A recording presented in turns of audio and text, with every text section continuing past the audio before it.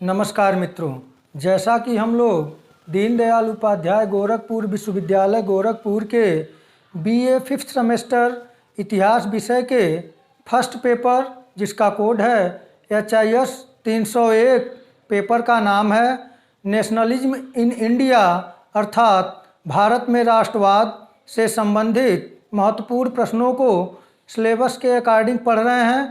तो आइए आज हम लोग देखते हैं 7वां यूनिट हम लोग पढ़ना है। 6 यूनिट पढ़ चुके हैं। यदि आप नए हैं तो आप जाकर देख सकते हैं चैनल पर, study by Virendra sir channel पर 6 यूनिट का क्वेश्चन आंसर पढ़ चुका है। यदि आप चैनल पर नए हैं तो चैनल को लाइक शेयर और सब्सक्राइब करना न भूलें।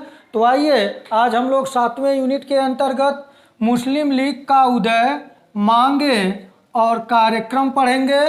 तो यहाँ पे मुस्लिम लीग का उदय किस प्रकार हो रहा है, इसके पहले हम लोगों की वीडियो में पृष्ठभूमि बनती जा रही है। जो 6 यूनिट में हम लोग पढ़े थे बंगाल विभाजन, स्वदेशी और बहिष्कार आंदोलन, और साथ ही साथ उसमें हम लोग आगे देखे थे कि किस प्रकार से बंगाल विभाजन लॉर्ड कर्जन करता है। उसके फलस्वरूप कलकत्ता में जो टाउन हॉल में स्वदेशी बहिष्कार आंदोलन की बात होती है।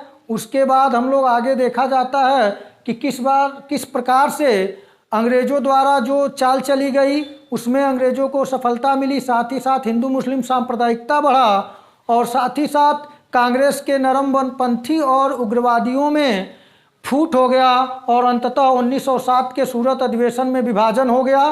कांग्रेस 2 धड़ों में बढ़ चुकी है और यहाँ पे मुस्लिम लीग का उदय हो रहा है। तो आइए देखें।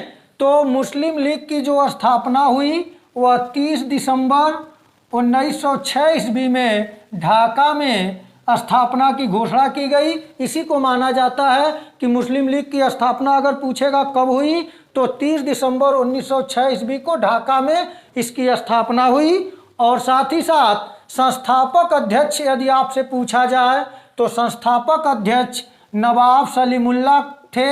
यानी कि अगर आपसे पूछा जाएगा कि मुस्लिम लीग के संस्थापक अध्यक्ष कौन माने जाते हैं तो वह नवाब सलीमुल्लाह माने जाते हैं। और प्रथम अध्यक्ष यदि पूछा जाए तो प्रथम अध्यक्ष मुस्लिम लीग के जो थे वे वकार उल मुल्क मुश्ताक हुसैन थे। तो आप इन 2 प्रश्नों को अच्छी तरीके से देख लें। 3 प्रश्न यहाँ से बन सकता है सामने ही। मुस्लिम लीग की स्थापना कब हुई तो 30 दिसंबर 1906 में। कहाँ पर हुई? ढाका में। और संस्थापक अध्यक्ष कौन थे? सलीमुल्लाह खां। और प्रथम अध्यक्ष किसे माना जाता है तो वकार उल मुल्क मुश्ताक हुसैन को माना जाता है। आगे देखें मुस्लिम लीग के उदय या इसके स्थापना के कारण तो बंगाल विभाजन, जैसा कि मैं आप लोगों को बता चुका हूँ 6 यूनिट में, आप देख सकते हैं कि किस प्रकार लॉर्ड कर्जन ने हिंदू मुस्लिम में मतभेद उत्पन्न करने के लिए, एक दूसरे को अलग करने के लिए, विशेषतः बंगाल में, क्योंकि बंगाल उस समय बड़ा प्रांत तो था ही, साथ ही साथ वहाँ राष्ट्रवाद का उद्भव और विकास तीव्र गति से हो रहा था। तो उसे तोड़ने के लिए लॉर्ड कर्जन ने बंगाल विभाजन किया 1905 ईस्वी में। बंगाल विभाजन के बाद हिंदू मुस्लिम सांप्रदायिकता, जो संकीर्ण विचारधारा के हिंदू और मुस्लिम जो कट्टर विचारधारा के थे, कहीं न कहीं वे लोग उसके बहकावे में आए और उसी में एक नाम था आगा खां का। और 1 अक्टूबर 1906 ईस्वी को आगा खां के नेतृत्व में एक मुस्लिमों का शिष्टमंडल वायसराय लॉर्ड मिंटो से शिमला में मुलाकात की। यानी कि जो बंगाल विभाजन जिस उद्देश्य को छुपा कर किया गया था और बताने के लिए प्रशासनिक अवरोध बताया गया था, प्रशासनिक अक्षमता बताई गई थी बड़े प्रांत होने की वजह से, किंतु जो मुख्य मोटो था, मुख्य उद्देश्य उसका था कर्जन का, अंग्रेजों का फूट डालो राज करो। तो उसने फूट डाल ही दिया। और जो संकीर्ण मानसिकता के और कट्टर धर्म के ठेकेदार जिसे कहा जाए तो उचित होगा, ऐसे लोग जो एक आगा खां थे, इन लोगों ने तत्कालीन वायसराय एंड गवर्नर जनरल जो लॉर्ड मिंटो थे, इनसे एक शिष्टमंडल जाकर शिमला में मुलाकात की और अपने हितों यानी कि मुस्लिम हितों की बात की। तो यहाँ पे भी प्रश्न बनता है कि किसके नेतृत्व में शिमला में लॉर्ड मिंटो से मुस्लिमों का एक शिष्टमंडल मिला, तो वह मिला आगा खां के नेतृत्व में कब मिला? तो 1 अक्टूबर 1906 को। कहाँ मिला? तो शिमला में। इसे आप तैयार कर लें। अब आइए इसके उद्देश्य देखें कि मुस्लिम लीग का उद्देश्य क्या था। तो मुस्लिम लीग का उद्देश्य था, पहला उद्देश्य है ब्रिटिश सरकार के प्रति मुसलमानों में निष्ठा को बढ़ाना।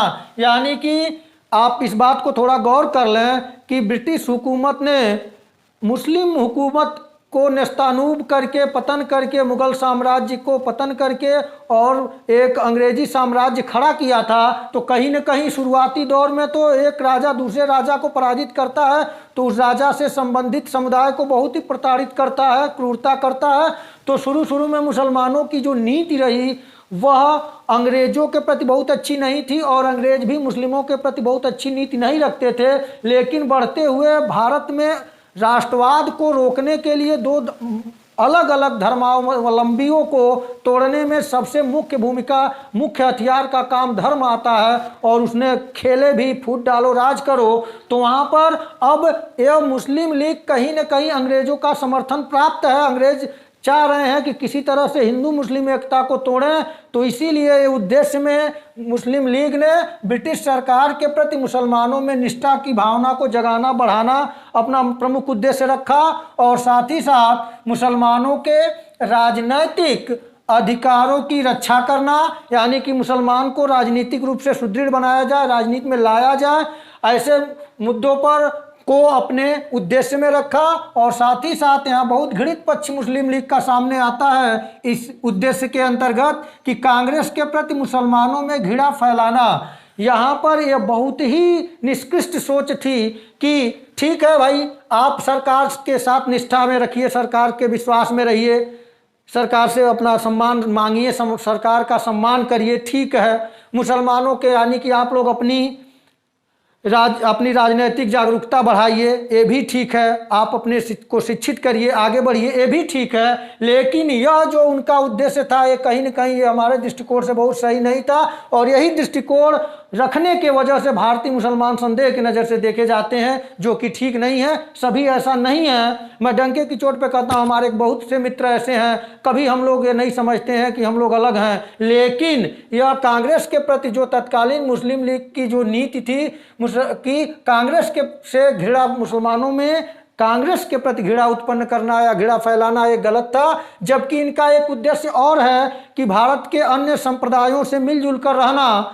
तो मिलजुल कर रही है अन्य संप्रदायों से, लेकिन तत्कालीन समय में कांग्रेस एक जन आंदोलन का स्वरूप ले रही थी तो उससे घृणा रखना, मुसलमानों को अलग करना एक कहीं न कहीं गलत नीति थी। लेकिन यह उद्देश्य रखा गया था। तो आप इसे देख लेंगे कि मुस्लिम लीग का उद्देश्य उस समय तत्काल में क्या था। तो ब्रिटिश सरकार के प्रति मुसलमानों में निष्ठा को बढ़ाना और मुसलमानों के राजनैतिक हित, अधिकारों और हितों की रक्षा करना तथा कांग्रेस के प्रति मुसलमानों में घृणा फैलाना, यह प्रमुख उद्देश्य रखे गए थे। और यहाँ देखें जैसा कि मांग आप उधर देख ही चुके हैं किस तरह से हो रहा है।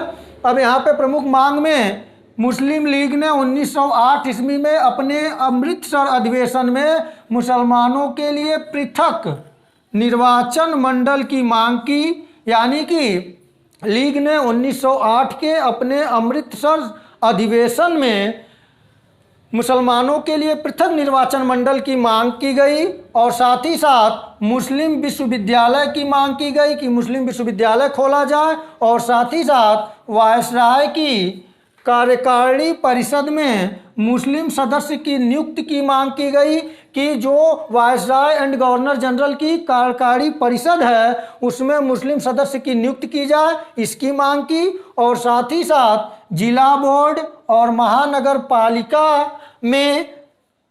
पालिका में और विधान परिषद इत्यादि में मुस्लिम प्रतिनिधित्व को बढ़ाने की मांग की। तो प्रमुख मांगों में आप देख लें, पहला मांग जो हो रहा है वह हो रहा है मुसलमानों के लिए अलग पृथक निर्वाचक मंडल की मांग की गई। यहाँ से प्रश्न बनेगा कि मुस्लिम लीग ने अपने किस अधिवेशन में पृथक निर्वाचन मंडल की मांग की। तो अमृतसर अधिवेशन में। अमृतसर कहाँ है? तो पंजाब में है।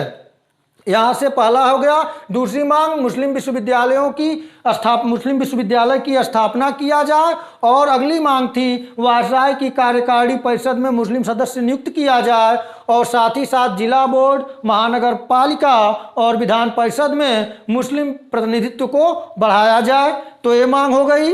अब आइए इसमें थोड़ा महत्वपूर्ण बात यह है, देख लें। तत्कालीन मोहम्मद अली जिन्ना ने मुस्लिम लीग के गठन का विरोध किया था। मोस्ट इंपॉर्टेंट क्वेश्चन यहाँ से बन सकता है कि क्योंकि आगे चलकर यही मोहम्मद अली जिन्ना 1913 ईस्वी में मुस्लिम लीग में शामिल हो गए और निरंतर आगे बढ़ते रहे और 1940-41 के समय में जाकर पाकिस्तान के अलग राज्य की मांग करने, अलग राष्ट्र, अलग देश की मांग करने लगे। तो यहाँ महत्वपूर्ण है, यहाँ पे गलतियाँ होने की संभावना प्रबल रहती है, तो यहाँ से इसे तैयार कर लेंगे। अगर प्रश्न यह पूछे कि मोहम्मद अली जिन्ना निम्नलिखित में से किसने मुस्लिम लीग की स्थापना का विरोध किया, तो वहाँ पे आप लिखेंगे मोहम्मद अली जिन्ना ने। तो यहाँ पे देख लें, जबकि मोहम्मद अली जिन्ना लीग में कब शामिल हुए, यदि यह प्रश्न बनता है तो 1913 ईस्वी में। इसे देख लें आप। आगे देखें कार्यक्रम में, तो लीग का अधिवेशन आयोजित करना कार्यक्रम रखा गया कि हम लोग जहाँ तक संभव हो प्रत्येक वर्ष हो सके तो जब आवश्यकता हो तब हम लीग का अधिवेशन आयोजित करें मुस्लिम लीग का, और मुस्लिम हितों की रक्षा को बढ़ावा देना कि जहां तक हो सके मुस्लिम लीग ने अपने कार्यक्रम में रखा मुस्लिम हितों की रक्षा करना, मुस्लिम हितों को बढ़ाना और सरकार के प्रति निष्ठा व्यक्त करना, यानी कि सरकार यानी ब्रिटिश सरकार के प्रति एक तरह से देखा जाए तो निष्ठावान बनना, सरकार के साथ सहयोगपूर्ण कार्य करना और मुस्लिम लीगों को राजनैतिक रूप से जागरूक करना, ये सब कार्यक्रम रखे गए थे। तो मित्रों छोटा टॉपिक है, इसमें बहुत अधिक प्रश्न जो बनने की संभावना है यह सामने आपका है कि स्थापना कब हुई। 30 दिसंबर 1906 में मुस्लिम लीग की स्थापना कहाँ हुई, ढाका में हुई। इसके संस्थापक अध्यक्ष कौन थे, नवाब सलीमुल्लाह थे। प्रथम अध्यक्ष किसे माना जाता है, तो वकार उल मुल्क मुश्ताक हुसैन को। और कारण क्या था, तो बंगाल का विभाजन, फूट डालो राज करो अंग्रेजों की नीति, जिसके वजह से हिंदू मुस्लिम सांप्रदायिकता बढ़ी, जिसके परिणाम स्वरूप 1 अक्टूबर 1906 को आगा खां के नेतृत्व में एक शिष्टमंडल मुस्लिम लोगों का वायसराय लॉर्ड मिंटो से शिमला में मुलाकात किया, अपने हितों की बात की। और उद्देश्य क्या था, तो ब्रिटिश सरकार के प्रति मुसलमानों में निष्ठा जगाना, मुसलमानों के राजनैतिक हितों को पूरा करना, राजनीतिक अधिकारों की रक्षा करना तथा कांग्रेस के प्रति मुसलमानों में घृणा पैदा करना, भारत के अन्य संप्रदायों के साथ मिलजुल कर रहना। और प्रमुख मांग में लीग ने 1908 में अमृतसर अधिवेशन में मुसलमानों के लिए पृथक निर्वाचन मंडल की मांग की। तो कब की, तो 1908 में किस सम्मेलन में, किस अधिवेशन में, तो 1908 के अमृतसर अधिवेशन में। और अगला मांग क्या था, तो मुस्लिम विश्वविद्यालय की मांग की गई, वायसराय की कार्यकारिणी परिषद में मुस्लिम सदस्य की नियुक्ति की मांग की गई, जिला बोर्ड, महानगर पालिकाओं में, विधान परिषद इत्यादि में मुस्लिम प्रतिनिधित्व को बढ़ाने की मांग की गई। तो इसे आप तैयार कर लें। और किसने मुस्लिम लीग के गठन का विरोध किया था, तो मोहम्मद अली जिन्ना ने। और मोहम्मद अली जिन्ना उस समय कांग्रेस के सदस्य थे, इसलिए यहाँ महत्वपूर्ण हो जाता है कि मोहम्मद अली जिन्ना तत्कालीन मुस्लिम लीग की जब गठन हुआ तो उसका विरोध किया। और प्रश्न यह बने कि मोहम्मद अली जिन्ना ने मुस्लिम लीग में कब शामिल हुए, तो मुस्लिम लीग कब ज्वाइन किए, तो 1913 ईस्वी में। और कार्यक्रम क्या था, तो लीग का अधिवेशन आवश्यकता अनुसार आयोजित करना, मुस्लिम हितों की रक्षा को बढ़ाना, मुस्लिमों को जागरूक करना, राजनैतिक रूप से शिक्षित और शिक्षा के रूप में शिक्षित करना और सरकार के प्रति निष्ठा व्यक्त करना। तो मित्रों ये आपका 7वां यूनिट मुस्लिम लीग का उदय मांगे कार्यक्रम। और यदि यह प्रश्न बन जाए, पूछ सकता है कि मुस्लिम लीग का मुख्यालय कहाँ है, तो मुख्यालय जो है वह लखनऊ में है। तो मित्रों ये आप स्क्रीनशॉट लेना हो तो स्क्रीनशॉट ले सकते हैं। ये आपका 7वां यूनिट है। इसके बाद हम लोग आपके अंतिम लास्ट यूनिट प्रथम विश्व युद्ध के दौरान राष्ट्रवाद जो है उसमें आपका होम रूल आंदोलन है, उसको हम लोग देखेंगे। तो मित्रों आज इतना ही, नमस्कार।